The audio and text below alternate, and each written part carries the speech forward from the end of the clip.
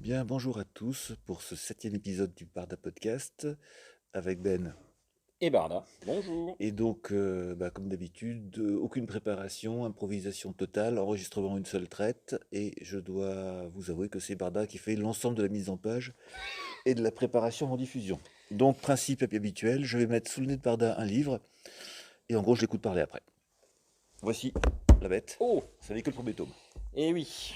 Donc j'ai sous les yeux Le fleuve de l'éternité de la série de Philippe José Farmer et le premier tome qui est Le monde du fleuve, qui fait appel à pas mal de souvenirs aussi. Mhm. Alors, on va regarder parce que c'est toujours, on part toujours du truc, de quand ça date. Eh bien, pour la traduction, l'original était de 1971 et la traduction française de 79. Et l'édition que tu as Et dans la main, c'est une des années 80, début des années 80. ouais. C'est J'ai lu qu'il avait sorti avec une illustration de couverture qui en fait dézoomait au fur et à mesure et on voyait de plus en plus d'éléments du livre, Mhm. enfin du cycle, parce qu'en fait en tout il y a 5 tomes, dont un cinquième qui a peu d'intérêt, mais surtout les 4 premiers tomes sont l'histoire principale du monde du Mm. fleuve, que je vais te laisser nous résumer. Oui, alors là, c'est un coup en traite parce que j'ai pas révisé. Donc le monde du fleuve. On va spoiler parce que bon, Oui, de toute on façon on n'a peut pas le choix. pas, on n'a pas le choix parce que ça fait partie de ces romans qui cherchent à vous surprendre dès le premier chapitre. Et ça fait partie des romans dont le héros est mort. Et donc, c'est Mais est réel.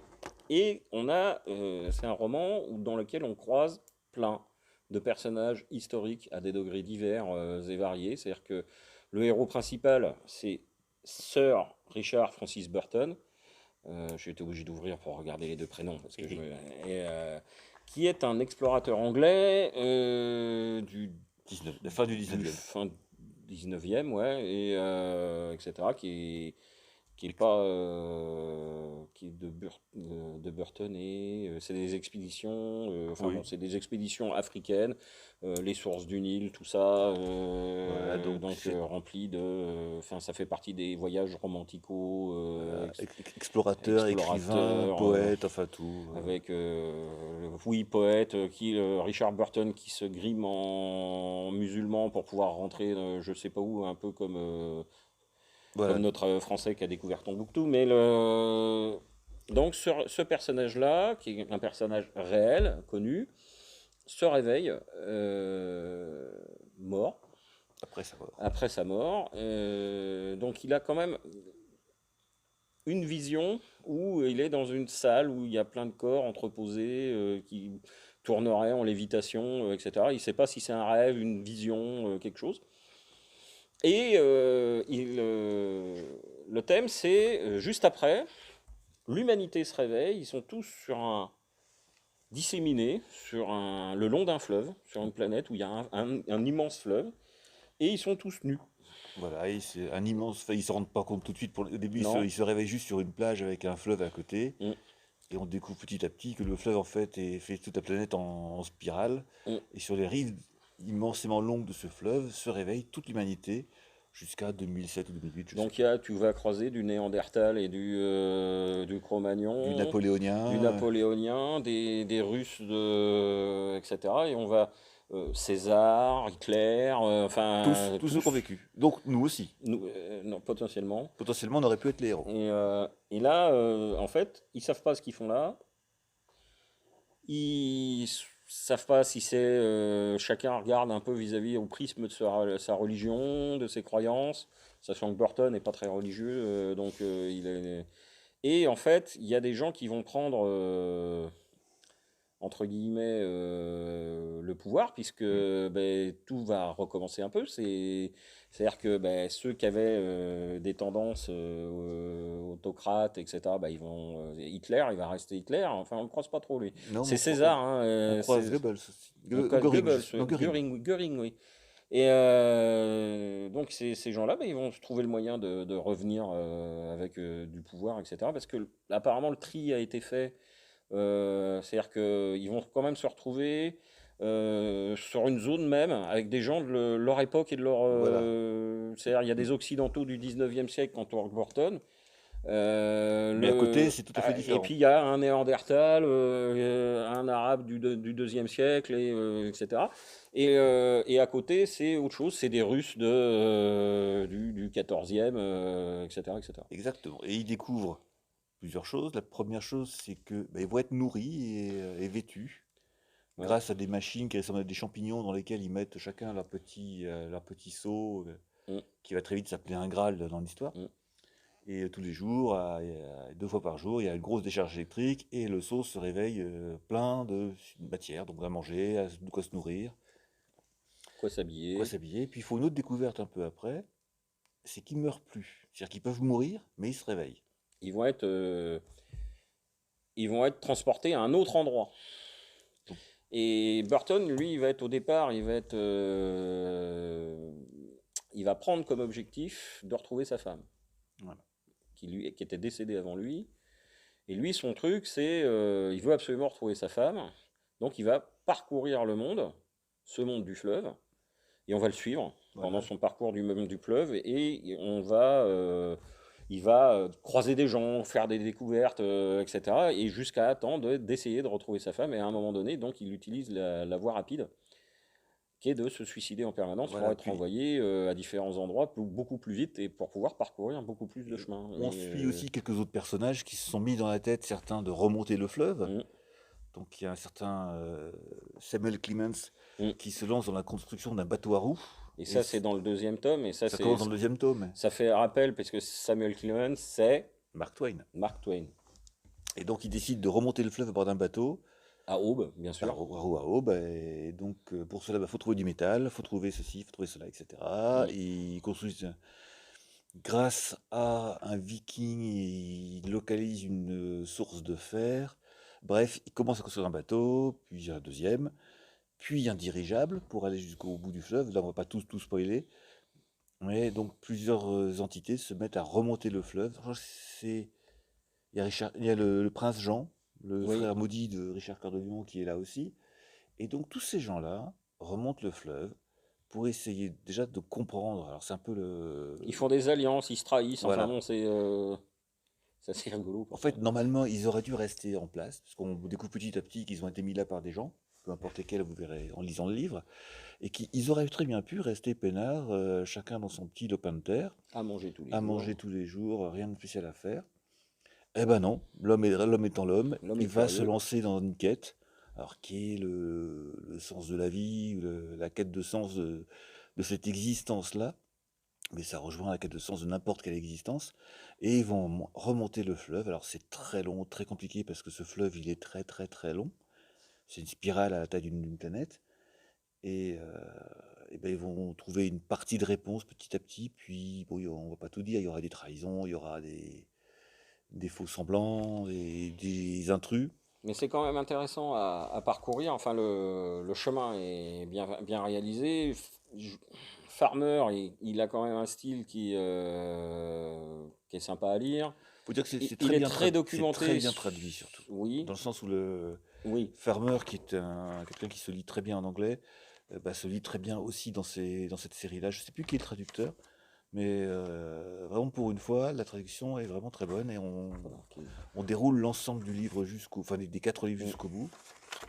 Donc dans le quatrième, il y a la conclusion de l'histoire avec, en gros, l'explication de pourquoi est le fleuve, etc. Mais ça, on ne va Mm. pas rentrer dans les détails. Et le cinquième, ce sont des aventures qui se passent dans le monde du fleuve, avec un des héros, je crois que c'est Tom Mix, l'acteur américain Mm. du début du 20e, qui est en partie le héros. Et Farmer devait faire d'autres histoires dans le monde du fleuve, Mm. mais je pense qu'il est mort avant de le faire. Donc, ou alors elles n'ont pas été sorties traduites en français. Et donc malheureusement, il aurait pu continuer, il y avait plein d'autres personnages qu'il a pu ressortir, puisque l'histoire regorge de personnages intéressants.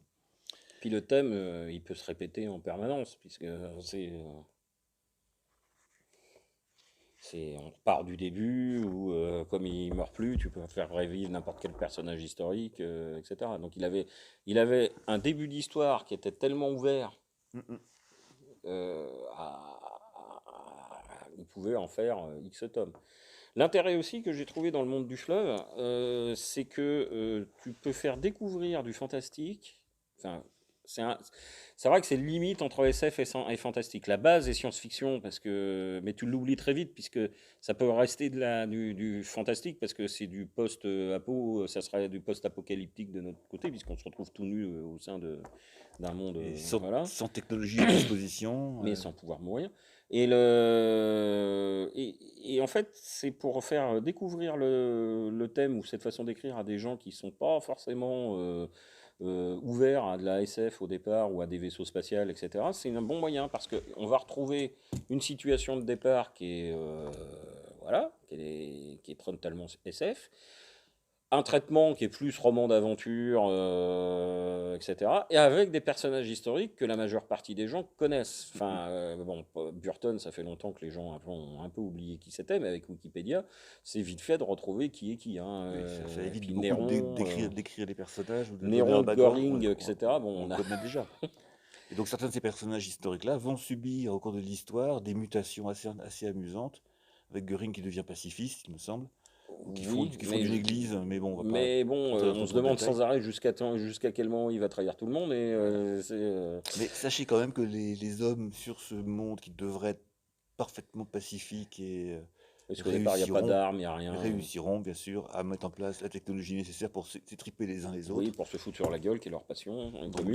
dans l'eau, dans l'eau, sur la C'est. terre et dans les airs. Hum, Donc et- bon, c'est parfois un petit peu gros parce que j'ai autant un bateau à eau, je peux comprendre qu'on arrive à le monter. Des hélicoptères, j'ai plus de mal. hum, Mais bon, c'est pas très grave. On se laisse prendre par l'histoire et les personnages sont vraiment hum. intéressants et surtout ils sont tous vrais. Et donc comme on le disait à l'époque, on aurait très bien pu être quelque part sur ce monde, on y est. Et ça donne quand même un certain vertige historique. Puis il y a un truc rigolo, ils ont rajouté un néandertalien dans le groupe, il y a des. Enfin bon, c'est. Il y a des E.T. aussi, il y a une race d'aliens aussi. Il y a Ouais. quelques-uns qui étaient sur la Terre au moment où ce qui s'est Hum. passé. Et qui fait que lui aussi, il est avec tous ces humains. Et puis, ben, il essaie de comprendre ce qui se passe aussi. Mais alors bon, il faut quand même. Il faut quand même. Quand on le lit, il faut lire attentivement le premier chapitre, le prologue ou même, etc. Enfin, il faut lire ça et s'en souvenir Et parce les qu'en détails fait c'est comptent. complètement déconnecté de ce qui va suivre directement, mais ça a une importance capitale dans le bouquin. Et parmi les personnages, il y en a un qui est un petit peu particulier. C'est en fait l'alter ego de l'auteur. Qui a les mêmes initiales que lui, j'ai plus son nom en tête. Non, moi non Mais plus. qui apparaît à plusieurs reprises dans le livre. Mm. Et qui n'est pas toujours ce qu'il semble être d'ailleurs. Donc c'est un livre de, en fait, en ce qui me concerne, c'est l'époque de la radio. J'avais à cette époque-là une émission de radio sur une petite radio à Brest. Et ça fait partie des livres qui nous a marqué à l'époque, nous ont marqué à l'époque, pardon. Et j'ai plusieurs fois tenté de l'adapter en jeu de rôle, mais ça n'a jamais été jusqu'au bout. Mm. Et ça avait été un grand souvenir de lecture. Donc c'est pour ça que quand on cherche des livres potentiels pour démarrer nos chroniques Ouais. Ou pour faire bardapotesques, découvrir à des jeunes. Ça fait partie. Alors, est-ce que ça, à ton avis, est-ce que ça vieillit? et Ou ben, est-ce que ça suffit? Est-ce que c'est encore lisible par, non, je pense que c'est par tout des à jeunes? fait lisible. Moi, je me suis surpris de redécouvrir que c'était écrit en 71. J'en avais un souvenir d'une lecture plus moderne que ça. Non, je pense qu'il n'y a aucun souci pour le lire maintenant. Mm. Par contre, je ne sais pas s'il a été réédité. Parce que les éditions J'ai lu que j'ai, celle-là, elle a survécu Oula, pas ça, mal de ça choses. date, mais je pense que. Mm. Mais de toute façon, ça se trouve sur Internet et je pense qu'il a été J'en ai réédité vu plein depuis. en bouquinerie aussi, hein. Ça a eu quand même un certain succès. L'intérêt aussi, c'est que ça n'a jamais été Galvaud- adapté au cinéma. Galvaudé. Oui, parce que je pense qu'avec les techniques de l'époque, ça aurait été une misère. Et il y avait des trucs à faire pourtant, mais ça aurait pu Ouais, être gâché ouais, non, énormément. faut pas, c'est trop compliqué pour l'adapter au cinéma. Le, Non, je pense qu'effectivement, il a son charme encore. Mhm. Il est pas mal écrit. Faudrait voir un nouveau lecteur, voir ce qu'ils en pensent. Mais alors c'est peut-être un peu long. La critique, Bon, je trouve que ça se lit bien. Ça n'est que 4 tomes, hein, ouais, mais dans le 3 je crois qu'il y a des longueurs, c'est si je me possible. souviens. Mais il y a un tome où qui est un peu moins soutenu que les autres. Et je Pour crois moi, qu'il. c'est le 5e tome qui n'a pas d'intérêt. Oui. Ce n'est qu'un additif à l'histoire. Bon, c'est intéressant parce que c'est du farmer, c'est dans le monde du fleuve, d'accord. Mais ça n'a pas grand intérêt du point de vue de l'histoire. Mm. L'essentiel est dans les 4 premiers tomes. Et c'est vraiment un page turner, comme on dit de nos jours. Mm. Et juste pour finir sur Farmer, bah, il a écrit pas mal d'autres livres que j'ai lus et que Barda a sûrement lu aussi, Pas tout, mais avec Une petite j'essaie de me faiblesse pour les souvenir. amants étrangers, qui est Ouais. une très belle histoire d'amour. Et je me souviens pas de tout, mais effectivement, Farmer a écrit quand même beaucoup de choses. Si, donc mais je cherche. Souvent, on essaye de faire des parallèles dans le Parda podcast entre tel auteur, tel autre bouquin, le thème qui a été Mhm. repris. Farmer était quand même assez inclassable à ce moment-là. Hein.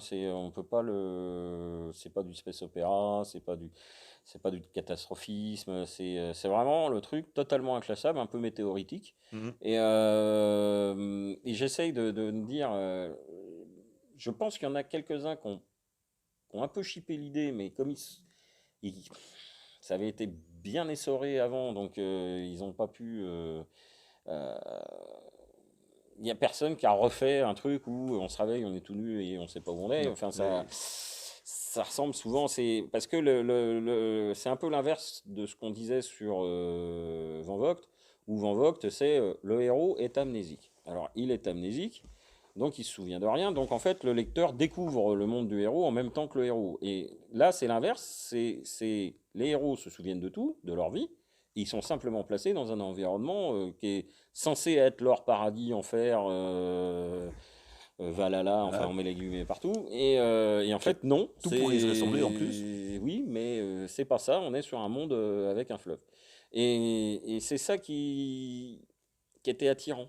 Ouais, puis aussi l'illustration que même si la situation il devrait être bien tranquille, Mm, et ben les hommes non, vont se lancer vont se donner une quête et aller jusqu'au bout de cette quête, quelles qu'en soient les difficultés, quelles que soient les complications, les dangers, les morts et mm. tout, mais ils vont aller jusqu'au bout parce qu'ils veulent savoir.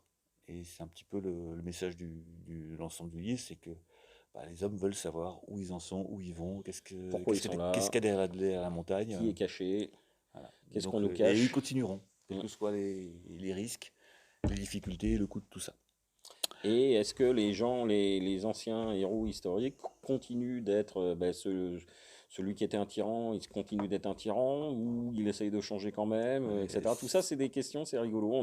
Puis on c'est- attend à chaque chapitre, tiens, qui il va rencontrer ouais. là Est-ce qu'on aura une seconde chance? Est-ce qu'on ferait différemment? ouais, Donc c'est. voilà pour aujourd'hui, pour ce livre, donc Le Monde du Fleuve, qui est le premier tome du Fleuve de l'éternité par Philippe Joseph Farmer. Mon Bardard, on est déjà à 18 minutes de Oula. discussion, Hum. comme le temps passe, et je vais donc te demander une petite suggestion de lecture pour nos auditeurs.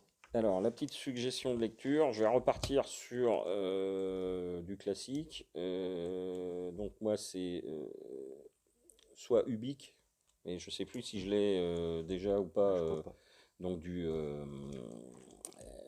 ou les ou les clans de la lune alphane De Philippe Cadic. de Kadik, ouais, toujours, qui sont eux aussi des. Alors, euh, on va dire Ubik pour connaître, pour démarrer avec du Kadik, et les clans de la lune alphane pour toute personne qui a affaire à un psy. Et vous saurez pourquoi. Voilà. Et Voilà. toi? Et moi, donc, moi, je peux pas taper dans le russe. Dans le russe, c'est Oula. récent. Enfin, récent, relativement récent. C'est un cycle d'un auteur qui s'appelle Sergei Lukanenko, qui s'appelle Les Sentinelles de l'aube, il y a les Sentinelles de la nuit, les Sentinelles du crépuscule, qui sont des histoires dans le Moscou de maintenant, Mm. des histoires fantastiques avec des sorciers, des loups-garous, des vampires, un petit peu dans la veine de la série de Jim Butcher qui s'appelait Les Dossiers Dresden. Mm. Et donc c'est très intéressant. Ça montre un peu la vie aussi en Russie post-soviétique. Et donc le personnage est d'un côté et il est face à d'autres personnages qui sont donc soit du jour, soit de la nuit, soit des fois d'entre les deux. Donc il y a de la trahison, il y a de la sorcellerie. C'est vraiment très très très sympa. Ok. Donc voilà pour aujourd'hui.